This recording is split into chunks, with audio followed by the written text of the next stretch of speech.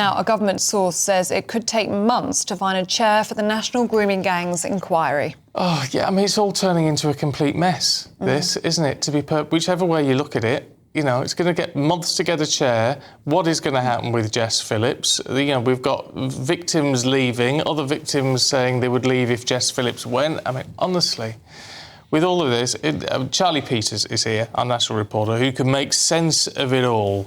Hopefully, Charlie. I'm trying my hardest at the moment because it is definitely a constantly shifting issue at the moment.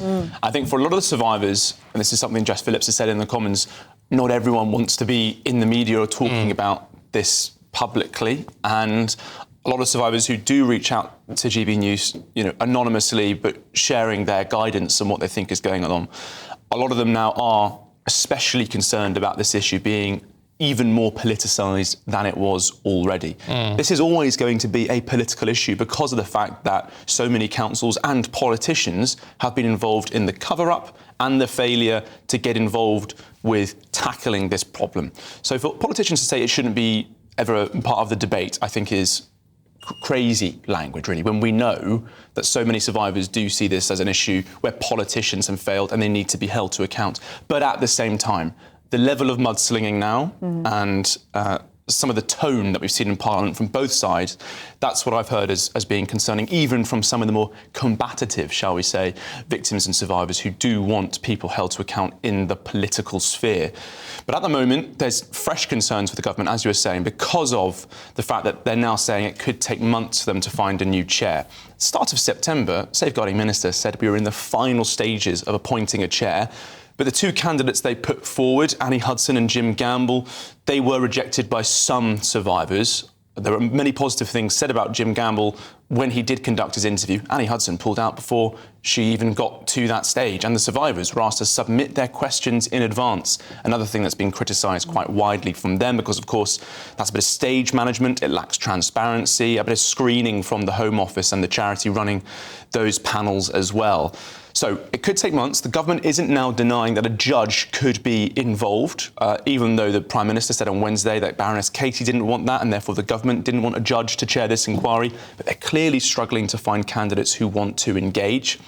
There was also some reporting yesterday about a letter being sent to the Home Secretary saying, we stand with Jess Phillips. If she goes, then we'll also leave the panel. 5 victims on that letter, although the lady fronting it herself admits that she is not a grooming gang victim.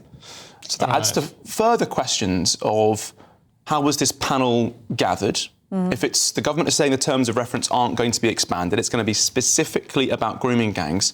A lot of survivors, and I think, you know, wider campaign is asking, is there an issue there of people involved in setting the terms of reference not being from this specific form of abuse?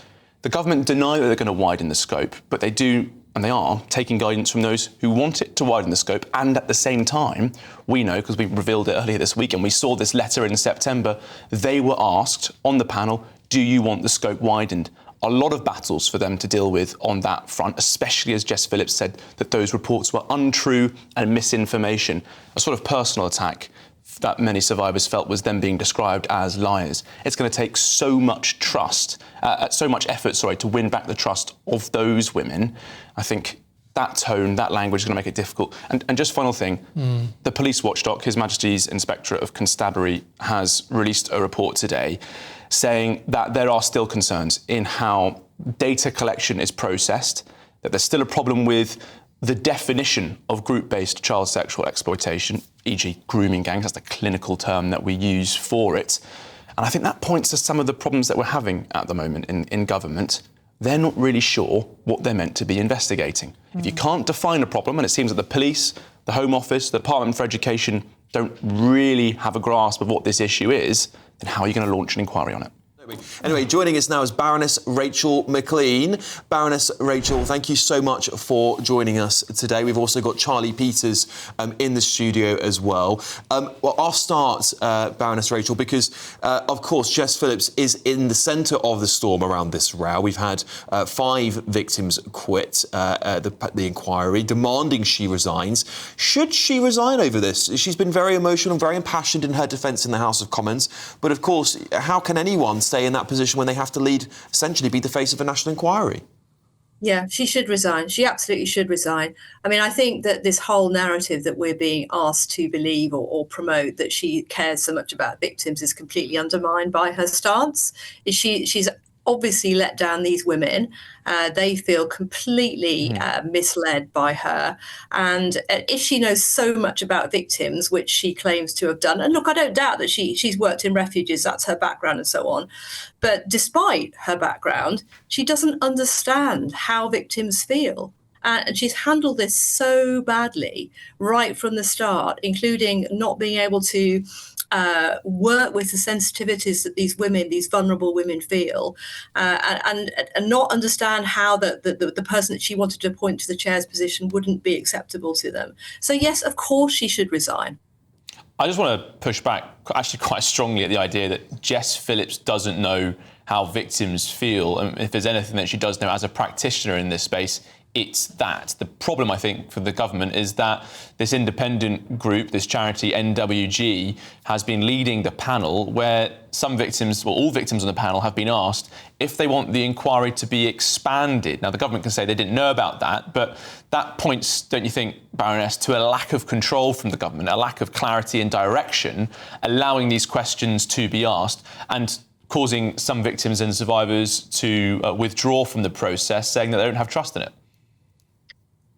She is the safeguarding minister. As I said in my post on X, I did that job.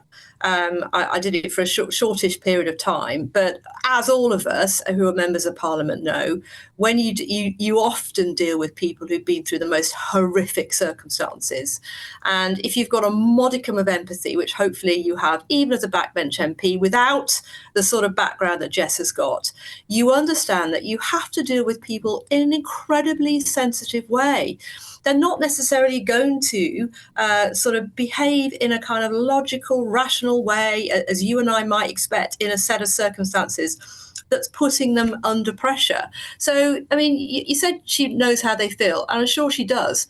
But ultimately, she's got a very important responsibility, which is not just knowing how they feel and emoting and being passionate. It's actually being able to work with a group of people with disparate needs and make something happen. And she's completely unable to do that. And by clinging on and on, all she's doing is she's consigning these women to yet more uncertainty and re-traumatizing them. OK, you spoke about disparate needs. We've seen from this letter in The Guardian yesterday that some survivors on the panel want her to stay, although it says that one of those signatures is not a grooming gang victim. Are you concerned that there are survivors from a broad range of abuse and exploitation trying to direct the government on what's going on here? And do you think that points to a failure to be clear and to command this process and ensure it is a specific focus on grooming gangs? Yeah, I completely agree. Look, I mean, I don't know who these victims are, the other ones. Of course I don't. I'm not in the government anymore. But this does point to the broader issue, which again, and as again, I held my hands up. We as a government, when we were collectively there, we didn't pursue this as much. It's not true, by the way, to say that we did nothing. We did a lot, but then we realised that there was so much resistance to telling the truth about identifying that there were certain ethnicities, certain communities that were disproportionately involved in this. We didn't do that enough, and that was a failure on our part. And now that the light is being shone fully on this, the actual reality of what's happening here, it behoves the government to deal with it, and they are failing to do that. Now, whether that is because they've got a safeguarding minister whose votes depend on certain individuals, I don't know. But ultimately, it doesn't matter. They're the government. They need to find a way to navigate all of this and to make it work. Now, if we've got people with different views, hello, welcome to government. In any panel you have, in any consultation or any group, you're going to have people with different views, often wanting completely different things. And because they've not done this in a competent way, they've allowed it to play out and spill out in public. And that's where we're seeing these divisions. And obviously, nobody's got confidence in it at all. I want to pick up on what you were saying just there about Jess Phillips's votes. So is what you're saying is that an element of this could be that Jess Phillips represents the seat of Birmingham Yardley, which is a very heavily Pakistani Muslim seat. She nearly lost her seat at the last election to a pro-Gaza MP. Are you suggesting that she's actually deliberately dragging her feet on this inquiry, not giving it her all, because the votes in her constituency, her livelihood as an MP, is dependent on the votes of some Pakistani Muslims who might not like this inquiry to go too much further? No, I'm not suggesting that. That's not what I said, to be clear. You used the word deliberately, and that is not at all what I'm suggesting. What I'm pointing to is a broader issue, which we struggled with when we were in government, that there was a massive failure to say what was actually going on. All the data that I saw when I was a minister said there's no ethnic profile here. And it was only when we started doing the ICSA report that it came to light that actually there was an ethnic profile, but it had all been utterly covered up because we were relying on data from a lot of those councils who are run by Labour. It's the Labour block vote, and that often is the Muslim vote, just as it is in Birmingham. So a lot of the Labour councils wouldn't come clean on it. They wouldn't cooperate with law enforcement or the police. And of course, the MPs who represent those seats also have got the same issue. So frankly, we didn't really know or understand. We started to require that data to be collected. And it was only because of that work that we did that now we are starting to find out. And of course, we now know very well because of a lot of the work that's been done by investigative journalists and others, that there is an ethnic and there is that ethnic profile to it. And as you rightly say, that it is highly linked to Pakistani Muslim men. They may or may not be Muslim. I don't really know if they're Muslim or not, but they're certainly definitely Pakistani. And it is certain communities. And there's been an absolute fear to go there. And now whether that's because of an electoral reason or other reasons, I don't know, because I'm not Jess Phillips, only she can say. But the government as a whole, and Keir Starmer, by the way, is just as much to blame as Jess Phillips. But you spoke about this sense of fear and people not wanting to engage with that ethnic element. I think we've actually known about it for a very long time, not just during ICSA. The pattern was recognised by Andrew Norfolk well over a decade ago now. 2 years ago, when Suella Braverman launched the Grooming Gangs Task Force and spoke explicitly about that ethnicity link, what did you say? Did you publicly defend her when she was being hounded? And if not, do you feel a sense of shame and embarrassment that you're now attacking Labour on this issue when perhaps your party absolutely did not support Suella Braverman when she made this link 2 years ago? I can't remember what I said or what I didn't say then. I mean, you're talking about 2 years ago. I wasn't the minister then. Andrew Norfolk never contacted me. Nobody, none of these people who are talking about it now ever contacted me when I was safeguarding minister, when I was actually doing the job to say, look, you're being misled. Nobody did.